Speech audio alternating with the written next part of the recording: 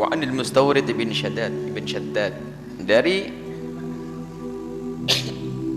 sahabat Mustawrid bin Shaddad radhiyallahu anhu, beliau berkata, semoga Allah senantiasa memberikan keridhaan kepada beliau.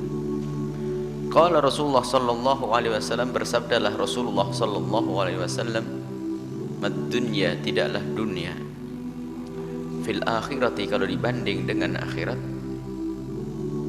illa, kecuali, mithlu ma yaj'alu ahadukum usbu'ahu fil yammi, seperti jika seseorang meletakkan jemarinya di lautan lepas, fal yandur bima yarji, kemudian dia melihat seberapa persen air yang dibawa oleh jemarinya dibanding dengan lautan lepas itu sendiri.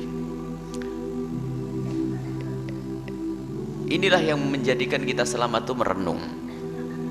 Sebesar-besarnya dunia, sebanyak-banyaknya dunia, ternyata kalaupun dibanding dengan urusan akhirat, seperti seandainya seseorang itu mencelupkan jemarinya ke lautan lepas, kemudian ditarik, ada bebasahan yang ada di jemari dibanding dengan lautan lepas. Lautan lepas adalah akhirat, dan bebasahan yang ada di jemari itu adalah dunia. Dan begitu juga semua kenikmatan yang ada di dunia, kalau dibanding dengan kenikmatan yang ada di akhirat, tidak ada apa-apanya. Bahkan sepanjang-panjangnya seorang hidup di dunia, tetap dibanding kehidupannya nanti di akhirat seperti jemari yang dicelupkan ke laut kemudian diangkat. Karena hidup di akhirat nanti adalah hidup yang tidak berbatas selamanya. Dan kenikmatan di akhirat adalah tidak bisa digambarkan. Malainun ra'at wala udhunun sami'at, tidak pernah mata ini melihat keindahan yang ada di surga nanti, dan juga tidak pernah kita mendengar kayak apa sih. Orang tidak bisa menyifati surga, keindahan yang luar biasa. Perlu kita bangun keyakinan ini, perlu kita banyak merenung. Dan memang betul, kita mendengar cerita kaya, Qarun sendiri sudah meninggalkan dunia itu berapa ratus tahun yang lalu. Dan kita juga mendengar kisah orang-orang kaya yang ada di kiri kanan kita yang sekarang sudah dikubur. Mungkin kita mendengar cerita orang kaya pada zaman-zaman terdahulu dan sudah tidak ada lagi di dunia. Bahkan mungkin sudah diwaris atau direbut oleh orang lain hartanya, dan begitu seterusnya. Dan kita pun saat ini memang hidup di atas bumi ini. Akan tapi lihat, beberapa ratus tahun yang lalu kita sekedar cerita.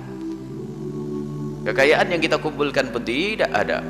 Rumah megah, mobil mewah pun sudah tidak dinisbatkan kepada kita lagi. Dan semuanya seperti itu. Dan ternyata sangat kecil, sangat sebentar sekali hidup kita itu. Kita seperti orang numpang lewat kalau orang paham. Tiba-tiba sudah dikubur kita. Rencana si panjang, seolah-olah tidak mati. Itu kan rencana kita. Akan tapi hakikatnya itu sebentar, lihat. Tiba-tiba kita sudah dikenang oleh cucu kita. Oh, mbahku sudah dikubur, ini mbah kita. Dulu tahun 2000 berapa itu hidup, Masya Allah, dia kaya raya. Tapi sekarang kubur, mati mbah kita. Semua dari kita seperti itu. Nah inilah, kalau kita itu hanya membanggakan dunia, tetap berakhir. Hanya sekedar cerita. Tapi yang kita banggakan akhir. Jika yang kita banggakan adalah akhirat, abadi yang menyanjung adalah Allah nanti di akhirat. Bahkan Nabi pun menyanjung. Nabi SAW menyanjung kita nanti di akhirat. Ini.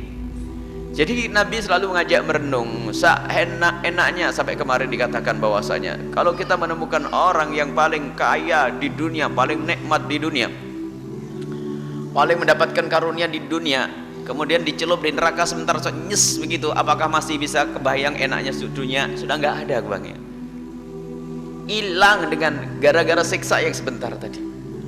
Begitu juga jika ada orang di dunia ini sengsara, sakit, waduh, segala macam penyakit ada di dalamnya. Setiap kali keluar rumah sakit, waduh, ada dipotong sininya, dirobek situ, dibor sini, wah, sakit terus. Akan tapi waktu nanti di akhirat, lewat surga maklap begitu tak suruh ingat, masih ada tidak rasa sakit yang dahulu? Hilang, hanya gara-gara kena tiupan surga saja sudah hilang.